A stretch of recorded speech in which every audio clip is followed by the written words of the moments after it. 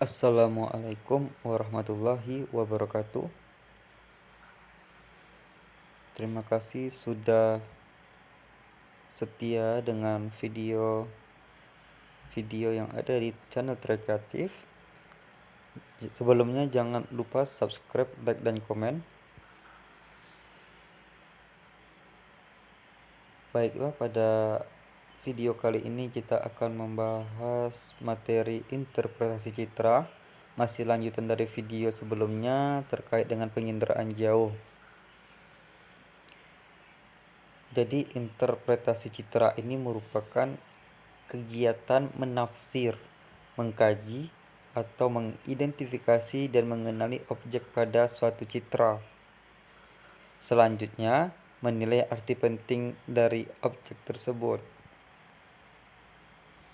Dalam melakukan interpretasi citra itu terdapat tiga tahap. Ada tahap deteksi, identifikasi, kemudian ada pengenalan.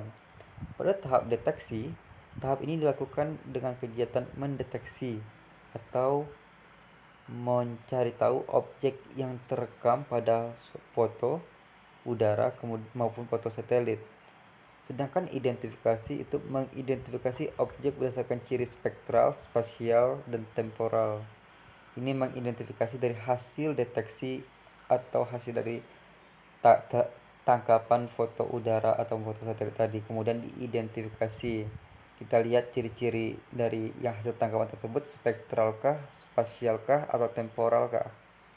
Kemudian ada pengenalan objek yang dilakukan dengan tujuan untuk mengklasifikasikan atau mengelompokkan objek yang tampak pada citra berdasarkan pengetahuan tertentu. Kemudian tahap selanjutnya itu ada tahap analisis. Analisis ini bertujuan untuk mengelompokkan objek yang mempunyai ciri-ciri yang sama. Kemudian ada deduksi. Deduksi ini merupakan kegiatan pemrosesan citra berdasarkan objek yang terdapat pada citra ke arah yang lebih khusus. Kemudian klasifikasi atau pengelompokan. Ini meliputi deskripsi atau pembatasan delineasi dari objek yang terdapat pada citra. Kemudian ada idealisasi, yaitu penyajian data hasil interpretasi citra ke dalam bentuk peta yang siap pakai.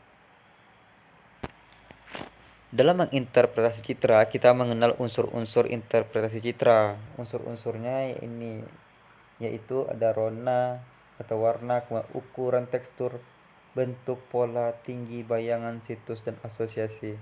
Baik, kita lihat satu persatu rona dan warna. Rona ini merupakan tingkat kegelapan atau tingkat kecerahan objek pada citra. Sedangkan warna ialah wujud yang tampak oleh mata dengan menggunakan spektrum sempit lebih sempit dari spektrum tampak. Misalnya kita lihat warna ini, misal kita lihat ada warna hijau, kuning, merah, dan kuning. Sedangkan rona ini yaitu tingkat kegelapan atau tingkat kecerahan. Misalnya warna merah, kita bisa melihat rona merah ini bagaimana sih tingkat kegelapan dari tingkat kecerahan dari warna merah tersebut. Misalnya tangkapan dari hasil foto tersebut atau objek. Misalnya warnanya tingkatnya cerah ataupun tingkatnya gelap.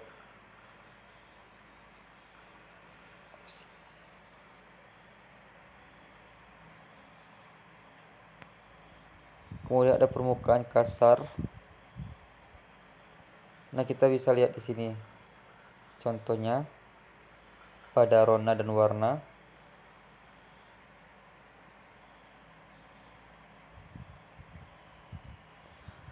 Di sini kita lihat warna ini adalah gambaran permukaan bumi hasil tangkapan dari citra ya, hasil dari tangkapan kamera.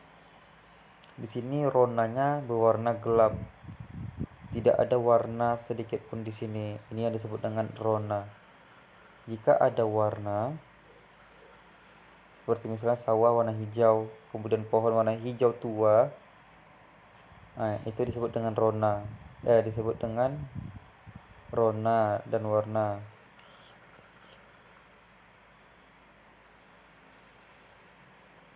Pada objek yang gelap cenderung menghasilkan rona yang gelap. Objek yang basah atau lembab cenderung menghasilkan rona yang gelap. Misalnya warna warna sawah dan warna pepohonan itu ronanya berbeda. Dia warnanya sama-sama warna hijau, cuman tingkat kegelapan pada pada dua objek tadi berbeda. Warna hijau pada sawah itu lebih cerah, sedangkan hijau pada pepohonan itu lebih gelap. Bantuan objek misalnya peranan akan menghasilkan rona yang gelap, sedangkan perbukitan kapur akan menghasilkan rona yang terang. Kemudian unsur yang kedua ada bentuk. Bentuk merupakan variabel kualitatif yang memberikan konfigurasi atau kerangka suatu objek. Kita bisa adanya objek stadion sepak bola pada suatu foto udara dari adanya bentuk persegi panjang. Demikian pula kita bisa mengenali gunung. Gunung api itu dari bentuknya yang cembung. Kemudian sekolahan yang bentuknya bisa I, bisa berbentuk huruf L, bisa berbentuk huruf U, ataupun kotak.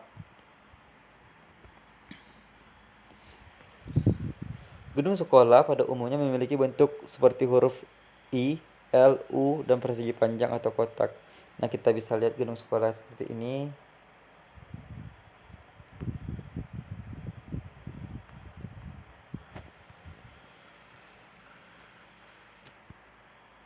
Seperti ini ada L, ada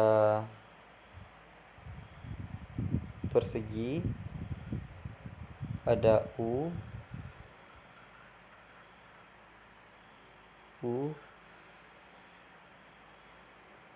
ataupun ada juga yang lurus saja.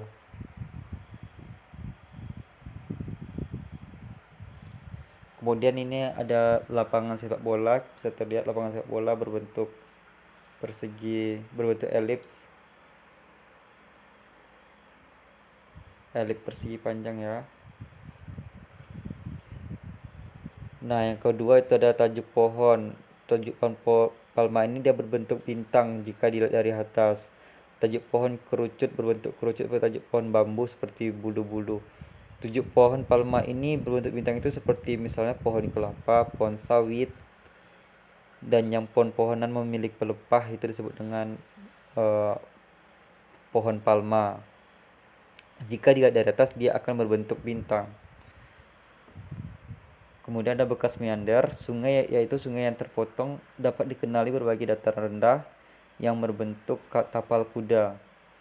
Kemudian ada masjid. Masjid dapat dikenali dari bentuknya yang relatif persegi atau bentuk khas pada kubahnya. Kemudian ada unsur ukuran. Ukuran ini merupakan ciri objek yang antara lain berupa jarak, luas, tinggi lereng, dan volume.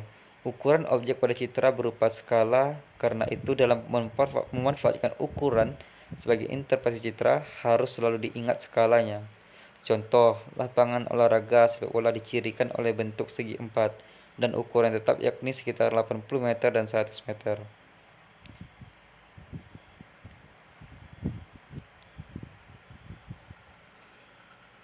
Nah, kemudian ada tekstur. Tekstur ini merupakan frekuensi perubahan rona pada citra. Ada juga mengatakan bahwa tekstur adalah pengulangan pada rona kelompok objek yang terlalu kecil untuk dibedakan secara individual.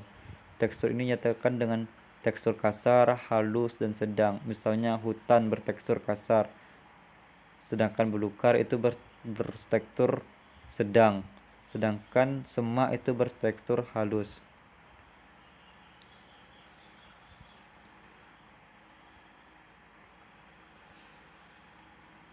Nah, kita bisa lihat contohnya. Ini ada hutan, ini bertekstur kasar. Nih, gambar sini yang panjang ini bertekstur kasar. Sedangkan semak itu bertekstur halus.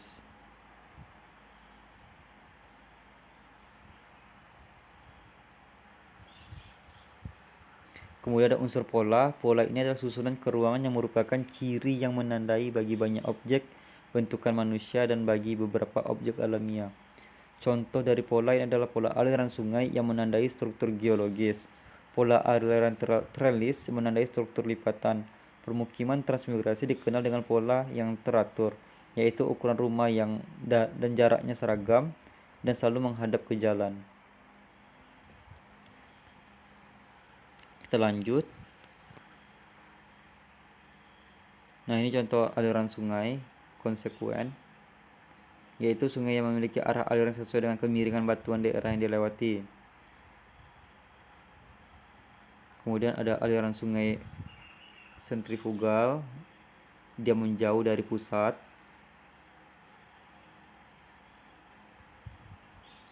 Kemudian ada perumahan rakyat yang disediakan khusus untuk proyek baik pemerintah atau swasta memiliki pola yang teratur. Sedangkan rumah yang bangun oleh penduduk cenderung memiliki pola tidak beraturan. Nah, kita bisa lihat.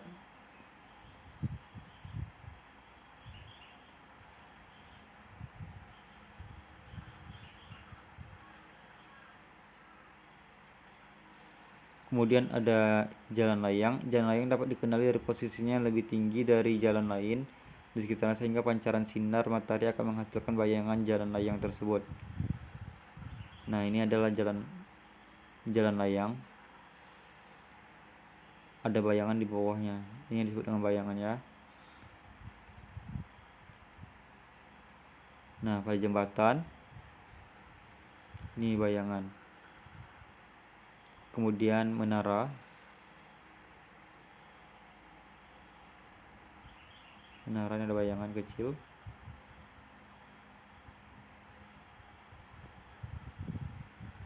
Nah, pada Monas. Kemudian unsur selanjutnya ada situs. Situs ini adalah letak suatu objek terhadap objek lain di sekitarnya. Misalnya permukiman pada umumnya memanjang pada pinggir beting pantai, tanggul alam, atau sepanjang tepi jalan. Juga persawahan banyak terdapat di daerah dataran rendah dan sebagainya. Nah, ini yang disebut dengan situs.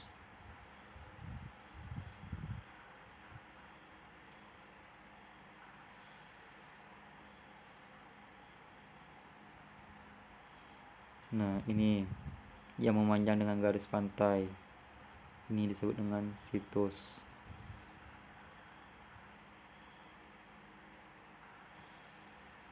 Kemudian penggunaan unsur situs juga mengenali pola permukiman radial mengelilingi puncak gunung. Kemudian ada asosiasi. Asosiasi ini adalah keterkaitan antara objek yang satu dengan objek yang lainnya. Itu contohnya stasiun kereta api berasosiasi dengan jalan kereta api yang jumlahnya lebih dari satu atau bercabang. Bandara berasosiasi dengan bandara. Keterkaitan satu objek dengan objek lain dapat dimaksudkan sebagai berikut. Sebuah objek A dapat dikenali karena adanya objek B yang mempunyai kaitan atau hubungan dengan objek A. Dengan kata lain, objek B merupakan petunjuk bagi objek A. Objek B dapat merupakan bagian dari objek A atau merupakan ciri-ciri khusus objek A. Objek B belum tentu ciri-ciri khusus objek A, tetapi sangat berhubungan dengan objek A. Misalnya seperti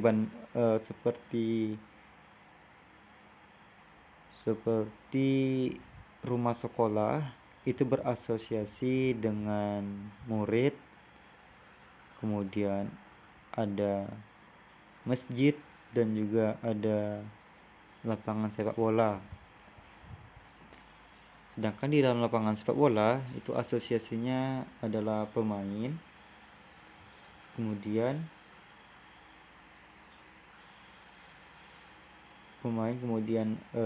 rumput, tiang atau gawang, bola dan lain-lainnya yang terkait dengan sepak bola.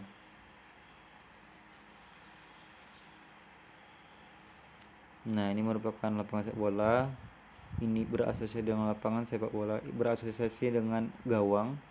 Ini merupakan disebut asosiasi.